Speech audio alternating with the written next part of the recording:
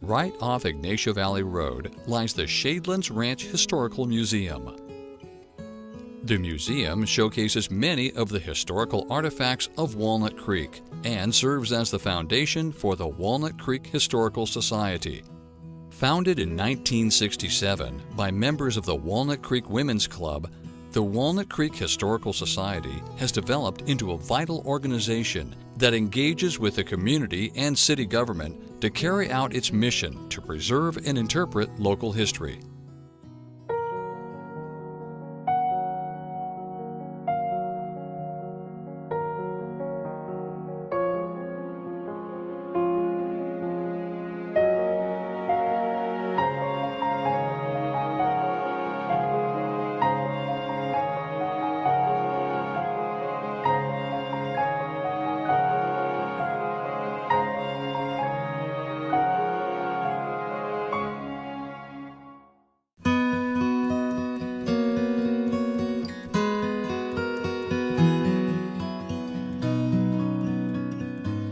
The Shadelands Ranch Museum House was built by Mr. Hiram Penniman.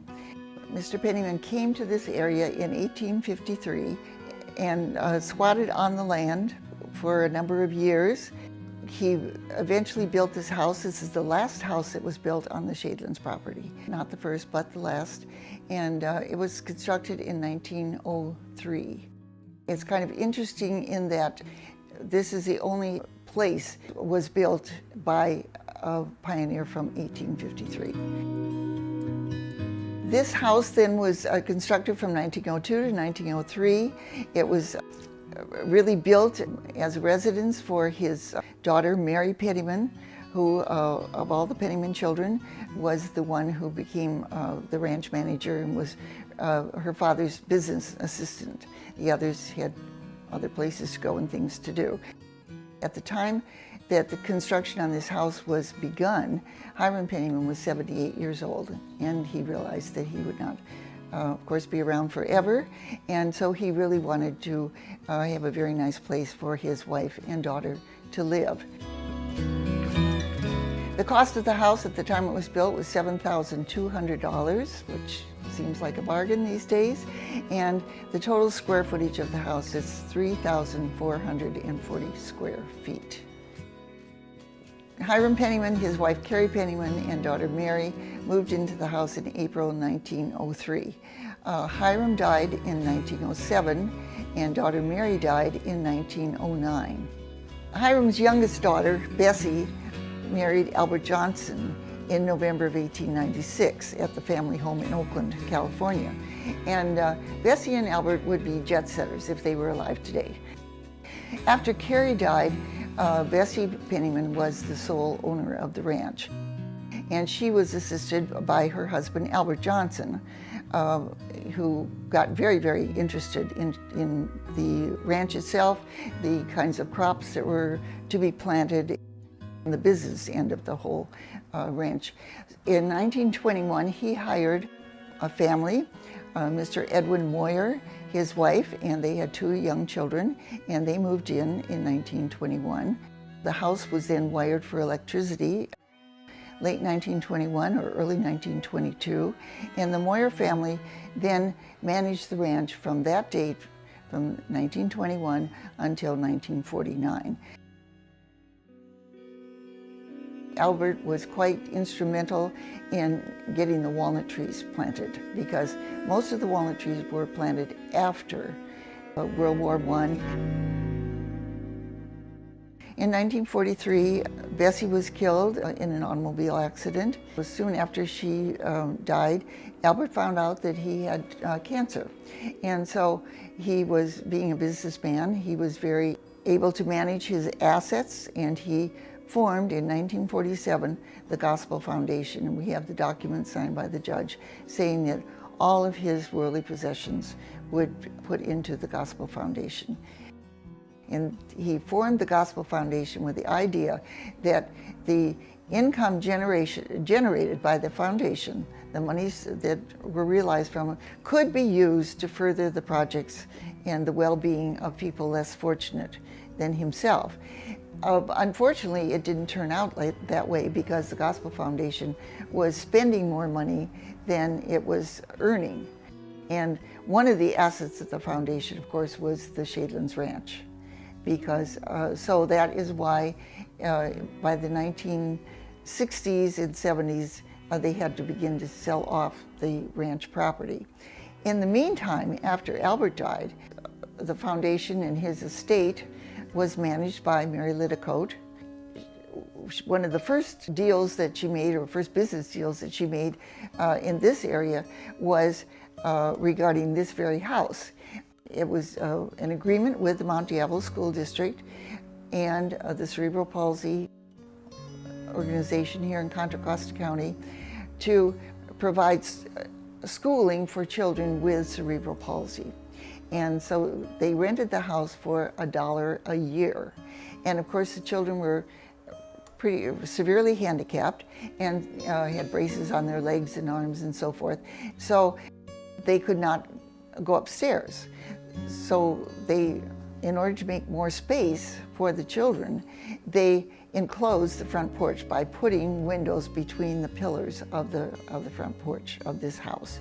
And the school actually opened in October of 1952, and it closed in August of 1956, because in those 4 years they went from a beginning student population of 5 to 27, in which, so obviously there was not enough space here for that many people.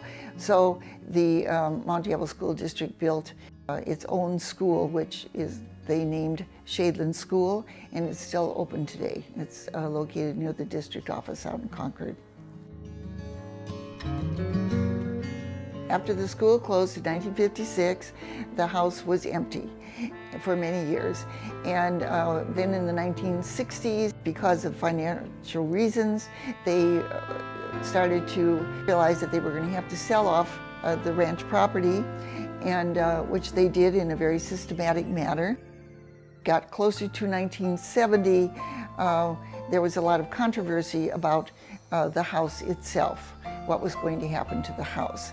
And so in 1967, the Women's Club of Walnut Creek, under their president, Mrs. Melvin Jory, formed the Walnut Creek Historical Society.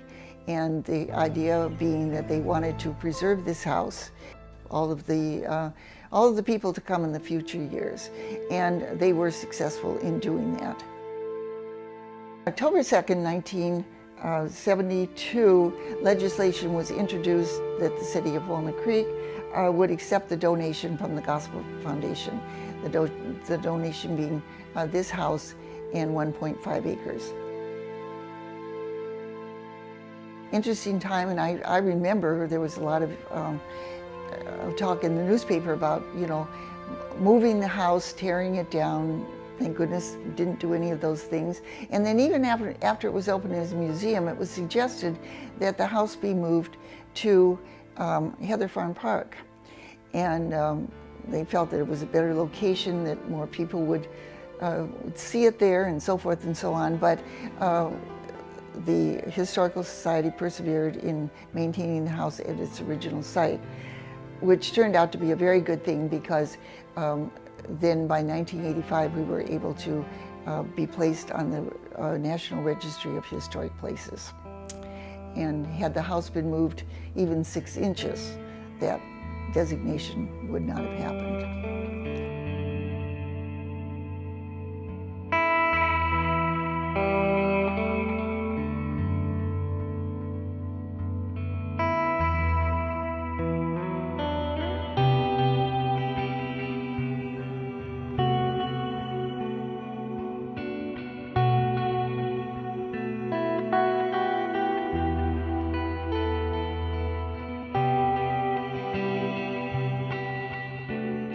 The volunteers found in the basement some very interesting drawings that, you know, they weren't quite sure, but as it turned out, they were drawings that Frank Lloyd Wright had done for Albert Johnson, drawings of a proposed insurance building that was to be built in Chicago in the late 1920s. But because of the Depression, the building was never built. Had them appraised and found that they were worth well over $200,000. So eventually they were taken to New York City and auctioned off, and it realized $244,000 for these drawings. And out of that, the Walnut Creek Historical Society realized $224,000. So immediately this was, money was tagged the Frank Lloyd Wright Fund. It was kept in a separate bank account, and this allowed, in cooperation with the city, this allowed for the restoration of the Shadelands house so that it would look as it did when it was first built in 1903.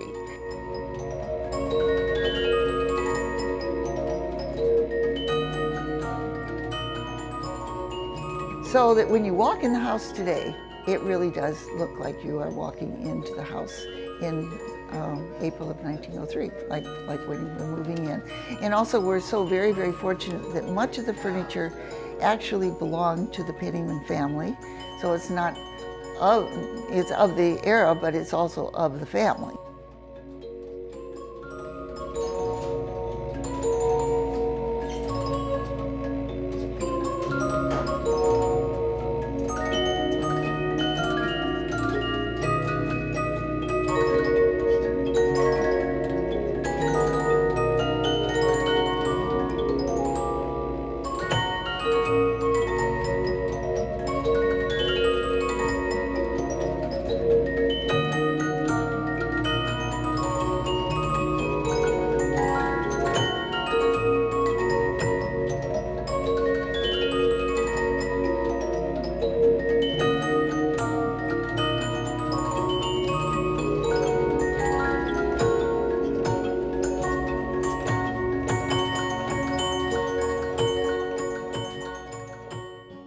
The Walnut Creek Historical Society is a totally volunteer organization, and volunteers have been part of loving care for this house since May of 1973. They formed an auxiliary at that time, and they called themselves the Shady Ladies, and they actually got some garments from the the tomato canning plant that was located where Target is located now. And these ladies worked really, really hard. And when I first was a docent here, I actually met some of them that talked about how they carried in the dishes from the barn, how they washed the dishes, put them in the cabinets, and so forth. So it's a wonderful place to be, to volunteer. It really is wonderful. We are like a family, and we have all kinds of interesting jobs, if you want to call them that, volunteer jobs. Some are on an ongoing basis year-round. Some are just for special events, such as the antique shows and our holiday fair at Christmas time. We have, of course, our wonderful corps of docents who are your guides when you come to visit the Shadelands Ranch Museum. Then we have our Living History program, where the children in 3rd grade that are attending Walnut Creek schools come and spend 5 hours living here as they would have lived in the year 1906. And that is a very popular, really enjoyable program. The children just love it. And what always tickles me about that is that the children, when you interview them and say, you know, what did you like best? They all like doing the chores the best. And I always said, well, I think I'll tell your mother that that was your favorite thing to do, because they probably don't do those at home.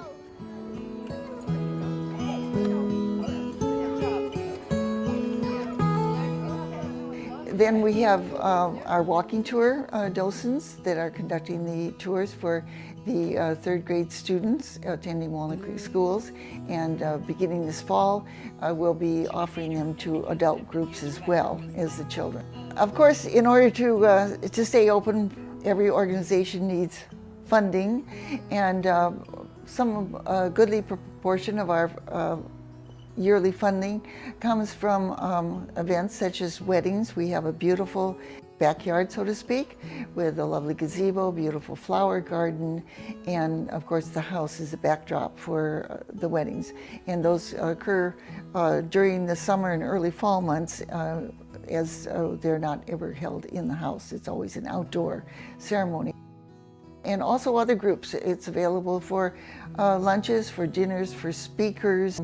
Anything that would be appropriate for an outdoor venue would, I think, find themselves in a very beautiful space here at the Shadelands Ranch Museum. Monies that are realized from these events, of course, is really an investment in your local Walnut Creek history and in keeping this beautiful house open to the public and to preserving the history of the city of Walnut Creek. I think we're just so very, very fortunate to have this partnership between the Walnut Creek Historical Society and the city of Walnut Creek, so that our citizens, not only from Walnut Creek but from the entire area, can enjoy this beautiful house.